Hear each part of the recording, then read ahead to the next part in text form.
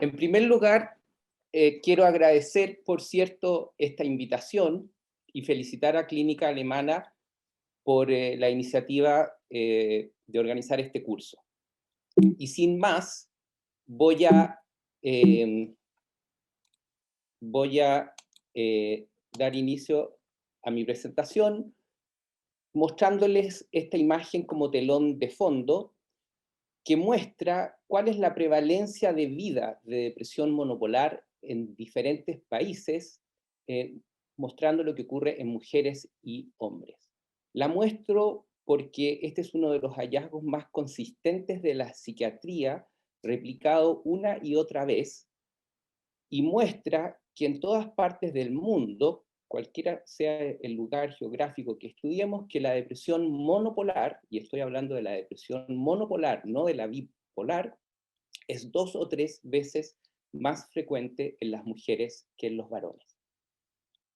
Ahora bien, en nuestro país, la enfermedad depresiva representa ya la primera causa de discapacidad de mujeres adultas. Y luego quisiera destacar estos resultados de un trabajo liderado por la doctora Graciela Rojas y colaboradores de la Universidad de Chile, donde ellos se detuvieron a contrastar la brecha de género en Chile versus lo que ocurre en el Reino Unido.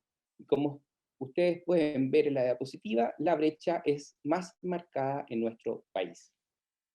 Cuando lo cuantificamos, vemos que la mujer chilena tiene más de 2 veces más riesgo que el hombre de presentar una depresión, mientras que en el Reino Unido la diferencia, como ustedes ven, es menor.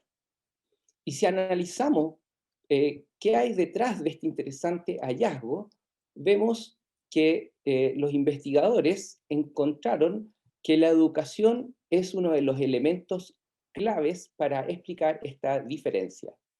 Si bien es cierto, hay una gradiente que muestra que a menor educación la prevalencia de depresión es más marcada en ambos países, la gradiente es muchísimo más marcada en nuestro país.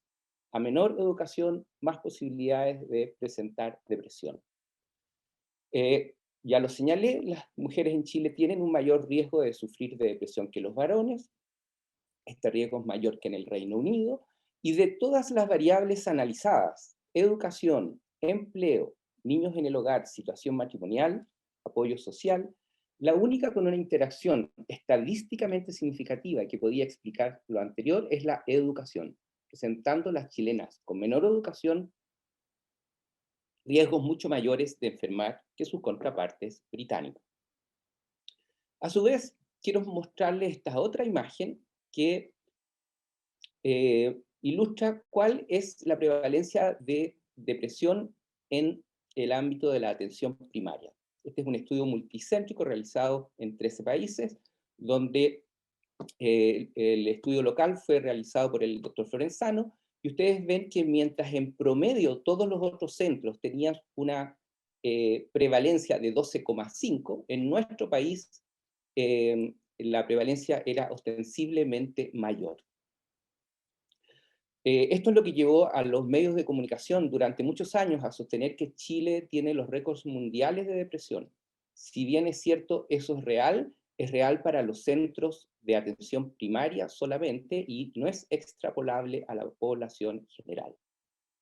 A modo de síntesis, quisiera recalcar, en primer lugar, la predominancia de depresión monopolar femenina es transcultural, pero representa un problema de salud pública particularmente relevante en Chile, sobre todo en los consultorios de atención primaria.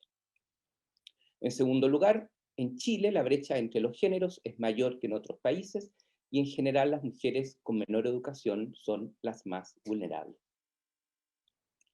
Ahora bien, ¿qué pasa con la salud mental en nuestro país? Me voy a centrar en lo ocurrido hasta el año 2000 por razones de tiempo. Después hay desarrollos posteriores muy interesantes, pero quedarán para otra ocasión.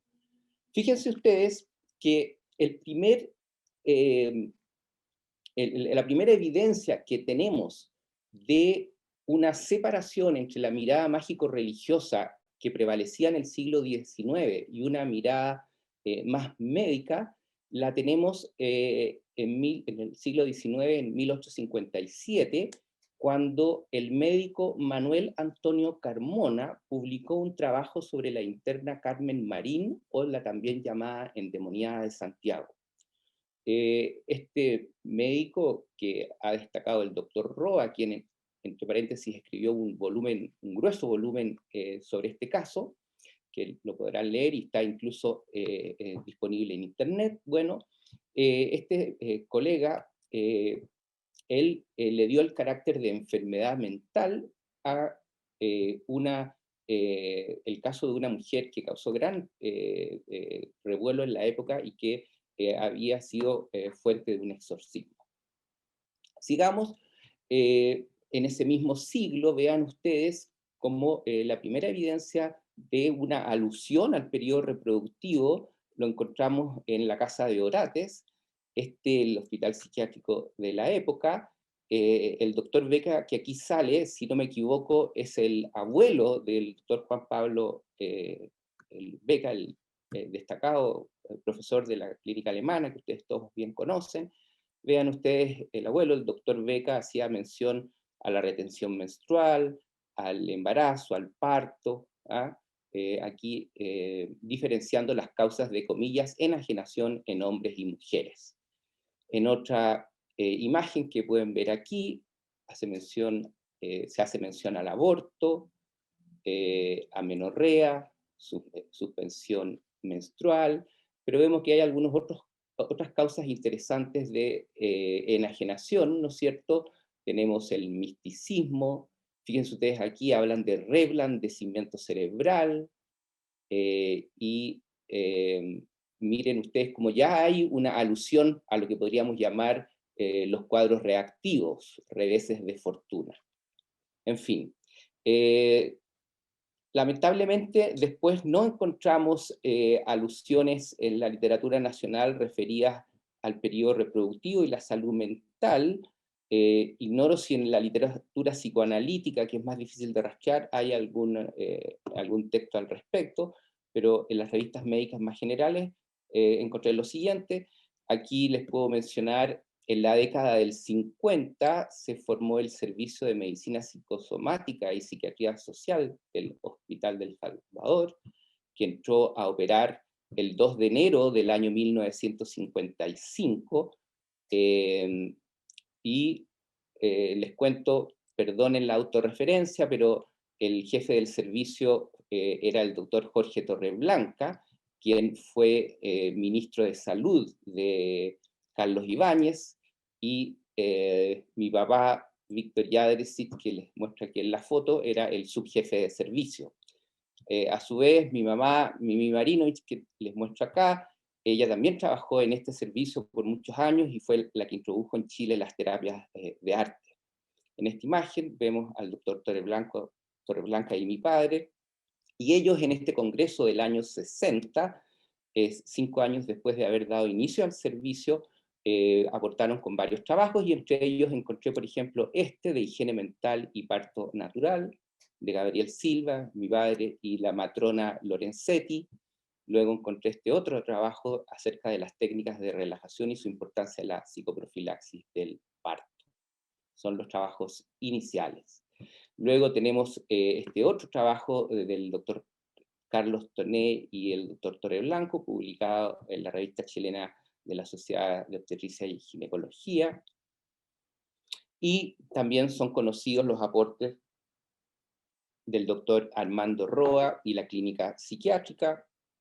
El doctor Roa tiene una diversidad de publicaciones referidas a los gestágenos, al aborto, a la fertilización in vitro, en fin. Y algunos de sus colaboradores, como la doctora Yolanda Varas y el doctor Majaluf, incursionaron en los 80 y en el 90 en trabajos muy interesantes, por ejemplo, que muestro ahí sobre la esterilización tubaria como método anticonceptivo, mirado desde distintas perspectivas, y a su vez otro trabajo también muy interesante del doctor Majaluf sobre el antojo en la embarazada. En esos años también nosotros con el doctor Pablo Arancibia publicamos el que probablemente es el único trabajo que hay referido a psicosis puerperal en nuestro país, un caso muy interesante. Tengo la referencia si es que alguien se interesa, en fin, el texto completo. Y muestro también un trabajo del doctor Marcelo Truco, de fines de los 80, que si bien es cierto es una revisión, no es un estudio de caso, para mí representó un trabajo muy importante. Hay que situar las cosas en contexto. Recuerden que en los 80 no había internet, no teníamos acceso fácil a las publicaciones, de modo que encontrarme con este trabajo del doctor Truco en la revista chilena de Neuropsiquiatría para mí fue un estímulo y una luz que me sirvió mucho en años anteriores. Luego, a partir de la década del 70, viene el aporte de los estudios clínicos epidemiológicos. Y aquí les voy a contar algo muy interesante. Curiosamente, los 3 primeros estudios de cohortes sobre la salud mental de embarazadas puérperas realizados por investigadores locales en países no desarrollados fueron hechos en Chile. Hasta ese minuto, el único trabajo de cohorte de embarazadas puérperas realizadas en el mundo no desarrollado había sido hecho en Ghana por John Cox, el creador de la escala de Edimburgo, y sus colaboradores. Y en esos años, años después, primero, 2 psicólogas de la Universidad Católica publicaron una tesis en que hicieron una descripción y compararon la sintomatología neurótica depresiva angustiosa en el pre y posparto en mujeres primíparas. Y luego 2 equipos, uno liderado por el doctor Rubén Alvarado y otro por quien les habla, trabajando en forma independiente, seguimos a 2 cohortes de mujeres en el periodo perinatal y publicamos diversos estudios. A mí me tocó tomarle examen de especialidad al doctor Rubén Alvarado, a quien entre paréntesis le puse un 7, porque su desempeño fue brillante. Cuando terminó el examen le pregunté, bueno, ¿y qué vas a hacer a continuación? ¿Cuáles son tus planes? Y me dice que tiene listo ya un proyecto para iniciar este estudio de cohorte, y curiosamente yo tenía el mismo estudio, casi idéntico, planeado, así que al final trabajamos en forma paralela, pero independiente, y llegamos a resultados más o menos similares. Años después, los 2 colaboramos en la validación de la escala de Edimburgo, pero para el embarazo. En fin, lo que quiero decir es que estos trabajos en general mostraron la importancia del problema y sirvieron de base para el desarrollo de programas en psiquiatría perinatal en nuestro país. A su vez, en la sede sur de la Universidad de Chile, la doctora Mónica Kimmelman, desde la psiquiatría infanto-juvenil, con la colaboración del doctor Guillermo Hernández, publicaron una serie de estudios y han hecho un aporte sustancial que se mantiene hasta el día de hoy, que es muy, muy significativo. Estos estudios, como Macarena algo mencionó, han mostrado, ¿no es cierto?, que un número considerable de embarazadas presenta sintomatología depresiva ansiosa en el embarazo. Si utilizamos ahora criterios más estrictos, un poco menos del 10% de las embarazadas satisface criterios del Research Diagnostic Criteria, criterios cercanos a los del DSM. En fin, también Macarena se refirió a algunas asociaciones. Aquí nosotros estudiamos lo que sucedía en embarazadas del Centro de Diagnóstico de la Universidad Católica y vimos cómo estos eventos negativos eran mucho más frecuentes en las embarazadas deprimidas versus las no deprimidas. En términos de antecedentes, lo mismo, esto hoy día es bastante sabido. Y respecto del posparto, en nuestro medio hay numerosos estudios referidos tanto al posparto, al puerperio inmediato, como al puerperio más distante. Aquí están los trabajos de Risco y Florenzano, y un sinnúmero de otros estudios en la misma línea que muestran que alrededor del 40% de las puérperas muestra sintomatología depresiva ansiosa.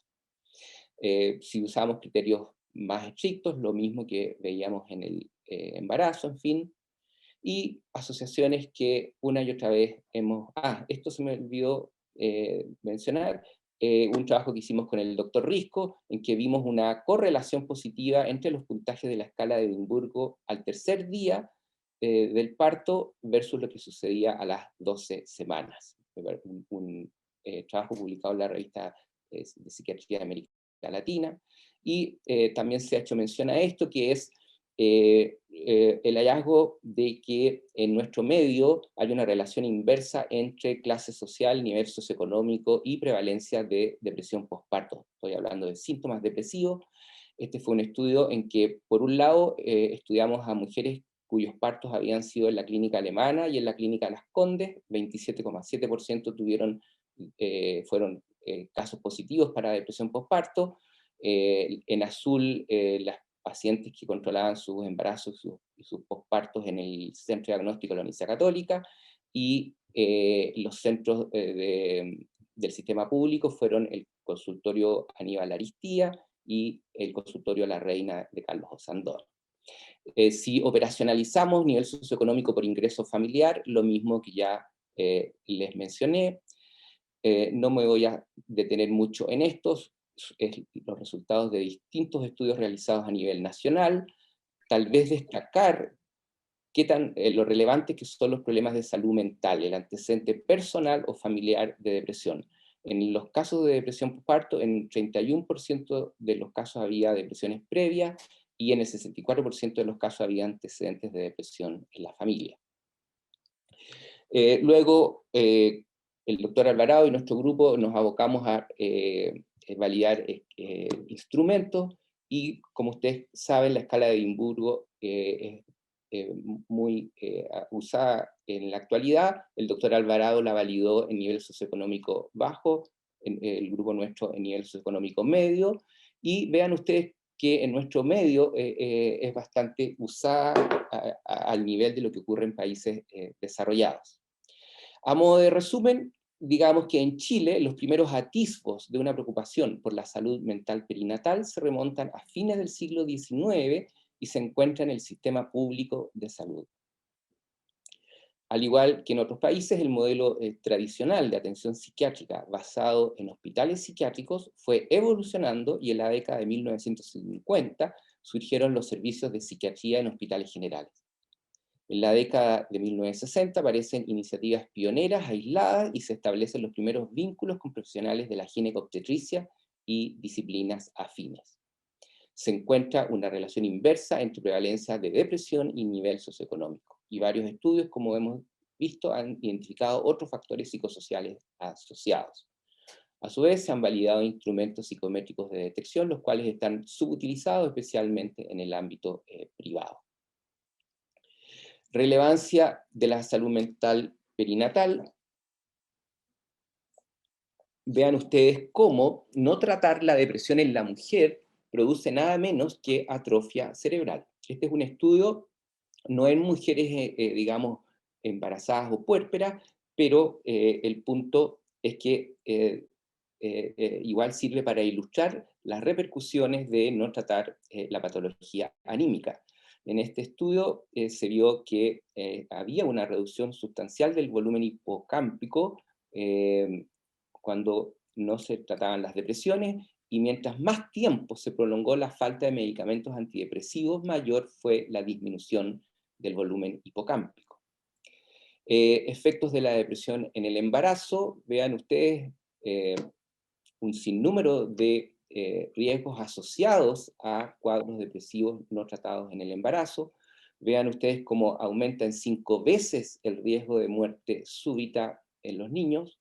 Hay retraso en el desarrollo en muchos casos, y las consecuencias se prolongan hasta incluso los 16 años de edad de los niños. Mayor riesgo de sufrir una depresión en la pareja, efectos de la depresión postparto en la mujer, en el binomio madre-hijo, en la descendencia, coeficientes intelectuales más bajos, mayor nivel de violencia a los 11 años, etc. Dicho todo esto, naturalmente coincido con Macarena en términos de que hay que ser muy cuidadoso de en no estigmatizar y generar una alarma innecesaria en las pacientes. Esto que estoy mostrando es para los profesionales. Efectos en la descendencia. Vean ustedes que, al igual que los niños que se crían en orfanatos, los niños cuyas madres han presentado depresión postparto tienen a los 10 años de edad amígdalas cerebrales más grandes y niveles más altos de glucocorticoides. Alteraciones del vínculo, vean ustedes como aquí en un estudio español, 34% de alteraciones del vínculo materno-infantil en depresión postparto, lo que se compara con un 3% de alteración del vínculo en la población en general. Esta es una imagen que suelo mostrar en mis clases. Una madre con una depresión postparto, muy orgullosa, me llevó una serie de fotos de su bebé. Yo quedé muy, muy impactado cuando vi que en todas las fotos este niñito tenía una carita triste. Fue muy conmovedor, y esto es lo que podemos evitar cuando tratamos oportunamente y prevenimos esta patología. Desde el punto de vista de los costos, la depresión perinatal también ha sido estudiada. Aquí hay un estudio del Reino Unido. Solo destacar que el 72% de los costos totales de la salud mental perinatal se relacionaron con el hijo, ¿ya? Y hubo, según este estudio, pérdidas importantes a nivel de productividad, de temas relacionados con la educación, temas penales, deterioro en la calidad de vida. Las condiciones neuropsiquiátricas, como ustedes saben, son la primera causa de años de vida saludable potencialmente perdidos por vivir con discapacidad. Es lo que se muestra aquí en la imagen. Y no obstante eso, fíjense que el presupuesto anual destinado a salud mental en Chile es del 2,1%, muy por debajo del 5% que propuso como meta el Plan Nacional de Salud Mental para el año 2010. Todo esto en circunstancias que los tratamientos de la patología mental son costo efectivos. Vean ustedes, esto fue un informe del Consejo de Salud Mental al Congreso de Estados Unidos, donde la patología psiquiátrica se tradujo en porcentajes de mejoría mayores que, por ejemplo, la angioplastía o la arterectomía.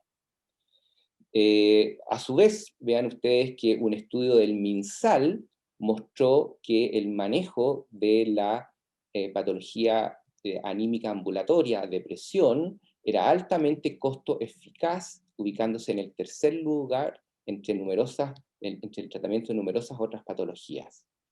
Y nada menos que un premio Nobel proveniente de la Universidad de Chicago, Heckman, ha hecho ver lo rentable que puede ser desde el punto de vista del capital humano invertir en primera infancia.